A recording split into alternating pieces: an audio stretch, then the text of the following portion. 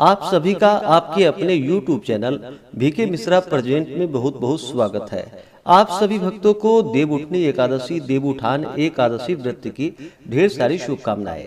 आप सभी के जीवन में भगवान विष्णु माता लक्ष्मी की कृपा से आप सभी को सभी प्रकार के सुख तथा समृद्धि की प्राप्ति हो। आइए आज आप सब जानेंगे वर्ष 2025 में देवउठनी एकादशी देवोत्थान एकादशी का व्रत कब धारण किया जा रहा है। तो जानेंगे व्रत के शुभ मुहूर्त के बारे में, पारण का क्या समय होगा, पारण कब और किस चीज से किया जाएगा, इस दिन क्या करना चाहिए। तो आइए जानते हैं इन सबों के बारे में। संपूर्ण जानकारियां की प्राप्ति के लिए वीडियो को अंत तक जरूर देखें। चैनल पे अगर आप पहली बार आए हैं तो चैनल को लाल बटन दबा करके सब्सक्राइब करें, साथ में बेल आइकन घंटी को दबाएं ताकि आने वाली वीडियो का नोटिफिकेशन आपको समय से मिलता रहे।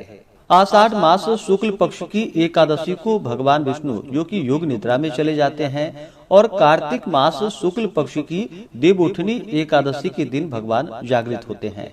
इनका इस दिन प्रबोधन किया जाता है, इसलिए इस दिन को प्रबोधनी एकादशी के नाम से जाना जाता है। इस दिन भगवान को जगाया जाता है। देवउठनी एकादशी का बड़ा ही विशेष महत्व माना गया है।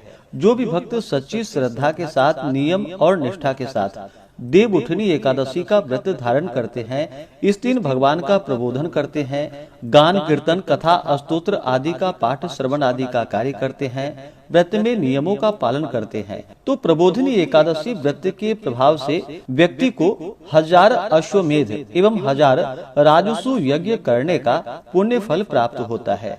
यह व्यक्ति के सभी प्रकार के पाप और ताप को नष्ट करने वाली है तथा अनेक प्रकार के इस व्रत को रखने के पुण्य बतलाए गए हैं, जो कि आप अगले वीडियो में संपूर्ण महात्म्य के बारे में जानेंगे।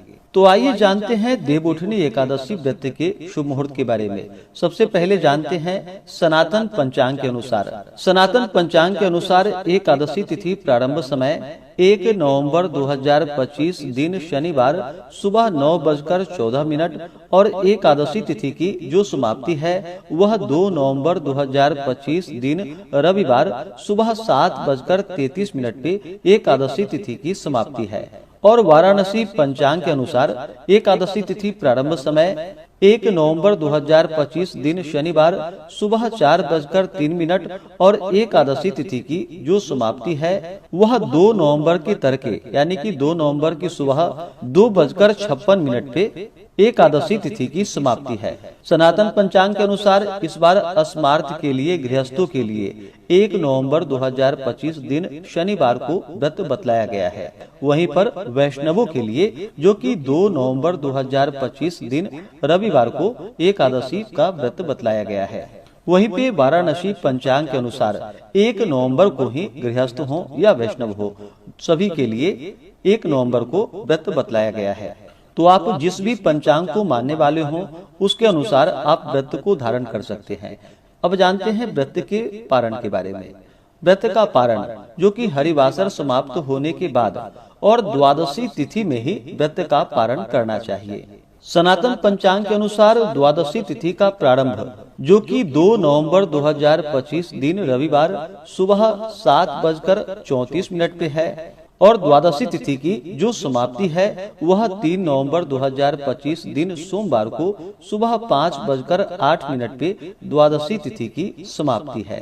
वहीं पे वाराणसी पंचांग के अनुसार द्वादशी तिथि की शुरुआत 2 नवंबर को सुबह 2:57 पे द्वादशी तिथि प्रारंभ है और द्वादशी तिथि की जो समाप्ति है वह 2 नवंबर की रात्रि 1:26 पे द्वादशी तिथि की समाप्ति है। तो जो भी सनातन पंचांग के अनुसार 1 नवंबर को अगर आप व्रत धारण करते हैं तो 2 नवंबर को व्रत का पारण दोपहर 1:11 से दोपहर 3:23 तक व्रत का पारण किया जाएगा।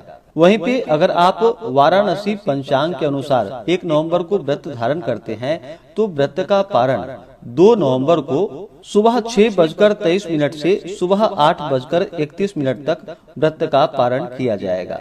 वहीं पे सनातन पंचांग के अनुसार वैष्णवों के लिए जो कि 2 नवंबर को व्रत बतलाया गया है, अगर आप सनातन पंचांग के अनुसार 2 नवंबर को व्रत धारण करते हैं तो व्रत का पारण 3 नवंबर को सुबह 5:15 से लेकर के सुबह 6:05 तक व्रत का पारण किया जाएगा। लेकिन आप वाराणसी पंचांग के अनुसार व्रत को मानने वाले हैं तो सभी वैष्णव हों या स्मार्त हों 1 नवंबर को ही व्रत धारण करें तो बड़ा ही उत्तम होगा। 1 और 2 नवंबर को ब्रह्म मुहूर्त का समय जो कि सुबह 4:50 से सुबह 5:41 तक होगा। देवउठनी एकादशी व्रत का पारण जो कि बिल्व दलेन व तुलसी दलेन पारणम, यानी कि बेल पत्र से या तुलसी दल से आप व्रत का पारण करें। यह संभव ना हो पाए तो आप जल या फल से व्रत का पारण करें। लेकिन ध्यान रखें कि तुलसी पत्र द्वादशी तिथि के दिन नहीं तोड़नी चाहिए, जो कि तुलसी पत्र आप एकादशी से पहले ही तोड़ करके रख ले और उसका ही प्रयोग करें। 1 और 2 नवंबर को ब्रह्म मुहूर्त का समय सुबह 4:50 से सुबह 5:41 तक होगा। प्रातः काल पूजा का शुभ मुहूर्त सुबह 5:15 से सुबह 6:33 तक होगा। शाम को पूजा का शुभ मुहूर्त शाम 5:36 से शाम 6:54 तक होगा। 1 नवंबर को रवि योग बन रहा है जो कि सुबह 6:33 से शाम 6:20 तक होगा। और 2 नवंबर को जो कि त्रिपुष्कर योग बन रहा है जो सुबह 7:31 से शाम 5:03 तक होगा। वहीं पे इस दिन सर्वार्थ सिद्धि योग भी बन रहा है 2 नवंबर को जो कि शाम 5:03 से अगले दिन सुबह 6:34 तक होगा। देवउठनी एकादशी के दिन इस दिन भगवान का पूरे विधि विधान के साथ गंध पुष्प धूप दीप आदि से पूजन करना चाहिए। अनेक प्रकार के नैवेद्य आदि का भोग लगाना चाहिए। खास करके इस दिन भगवान को द्राक्ष, ईख, अनार, केला, सिंघाड़े आदि का भगवान को भोग अवश्य ही लगानी चाहिए। इससे भगवान विष्णु अति प्रसन्न होते हैं। इस एकादशी व्रत को दिन रात्रि उपवास रहते हुए धारण करना चाहिए। जो उपवास ना रह पाए तो आप एक समय फलाहार ग्रहण करके व्रत को धारण करें और अगले दिन जाकर के फिर भगवान का पूजन आरती आदि करके ब्राह्मणों को भोजन करवा करके ब्राह्मणों को दान और दक्षिणा दे करके समय के अनुसार व्रत का पारण करना चाहिए। व्रती को व्रत के दौरान शुद्ध और सात्विकता का पालन करना चाहिए। किसी के ऊपर क्रोध नहीं करनी चाहिए। अपने मन में किसी के प्रति ईर्ष्या या द्वेष का भाव नहीं लाना चाहिए।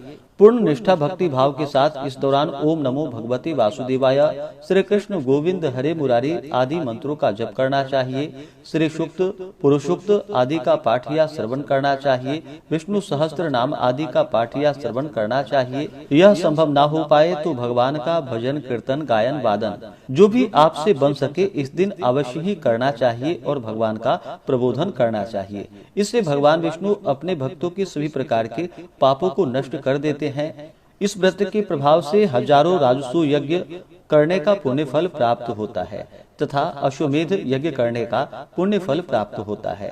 तो आशा करता हूँ कि यह जानकारी आपको अच्छा लगा हो। इसी प्रकार से ज्ञानवर्धक जानकारियाँ प्राप्त करते रहने के लिए, व्रत पूजा के बारे में जानने के लिए, कथा को सुनने के लिए चैनल पे अगर आप पहली बार आए हैं तो चैनल को लाल बटन दबा करके सब्सक्राइब करें। साथ में बेल आइकन घंटी को दबाएं ताकि आने वाली वीडियो का नोटिफिकेशन आपको समय से मिलता रहे। वीडियो को लाइक करें, शेयर करें। सुखी रहें और स्वस्थ रहें। जय श्री राधे कृष्ण। धन्यवाद।